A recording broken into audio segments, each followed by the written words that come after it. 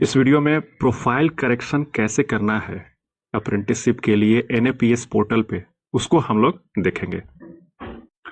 कई ऐसे बच्चे हैं जिनका कॉन्ट्रैक्ट आया और वो लोग कॉन्ट्रैक्ट साइन किए, बावजूद उसके जो रीजनल डायरेक्टर है आरडीएससी यानी अप्रेंटिसशिप एडवाइजर ने उसको सेंड फॉर करेक्शन में कर दिया।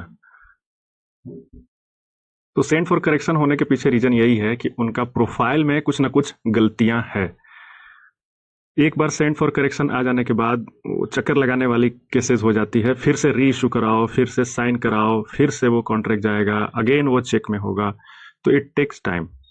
तो इससे बचने के लिए हमने सोचा कि आपको एक वीडियो बना दे ताकि वन टाइम में आपको अप्रूवल मिल जाए।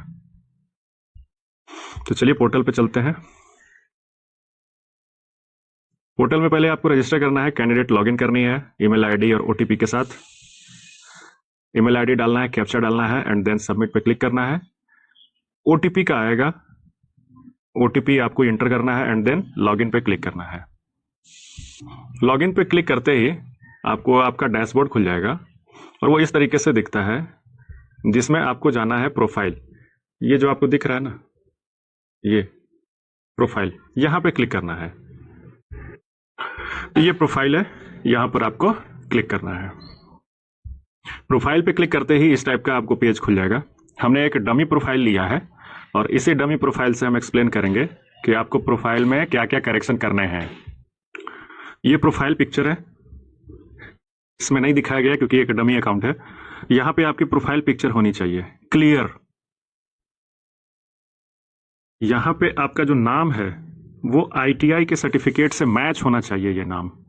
उसके बाद इसको स्क्रॉल करते हैं और यहां पे जो फादर्स नेम है, आप देखिएगा, ये भी एक डमी है, सुरेश कुमार लिखा हुआ है, ये एक्चुअल में नहीं है, रमेश कुमार सुमेश कुमार abc@gmail.com, ये एक डमी अकाउंट है। मोबाइल नंबर भी देखिएगा 12345, इस टाइप का एक डमी अकाउंट बना हुआ है। तो ये फादर्स नेम में केवल नाम लिखा होना चाहिए। इसमें बहुत से लोग गलती क्या करते हैं कि या तो आईटीआई के सर्टिफिकेट में या प्रोफाइल में सन ऑफ लिखा हुआ रहता है। सन ऑफ लिखने के बाद फिर फादर का नेम लिखा हुआ रहता है। वो सन ऑफ नहीं लिखना है, केवल नाम लिखना है।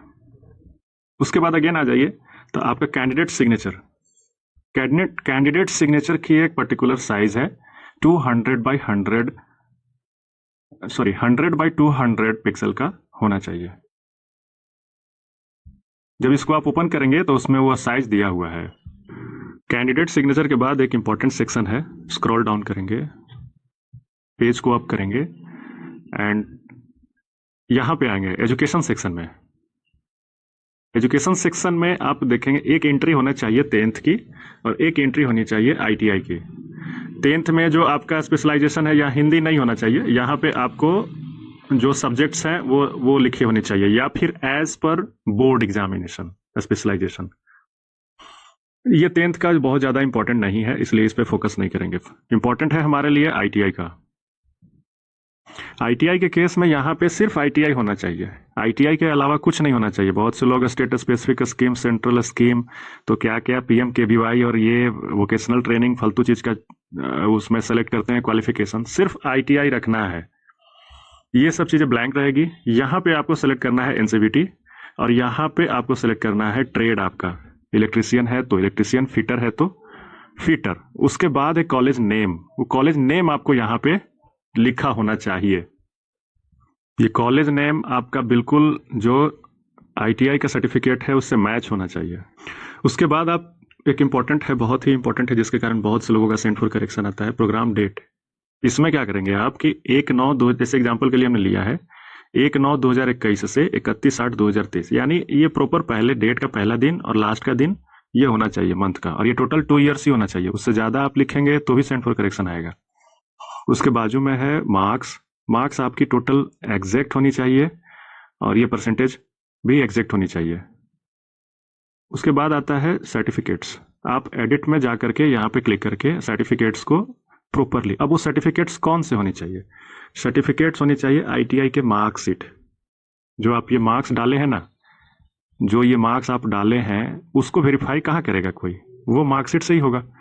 तो ये यहाँ पे जो सर्टिफिकेट्स होने चाहिए वो ITI के सर्टिफिकेट्स होने चाहिए और वो मार्कशीट होने चाहिए, फाइनल सर्टिफिकेट नहीं होने चाहिए।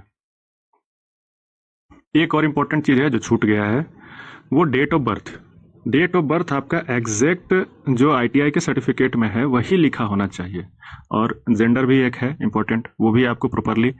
तीसरा एक जो छूट गया था इम्पोर्टेंट, वो कैटेगरी।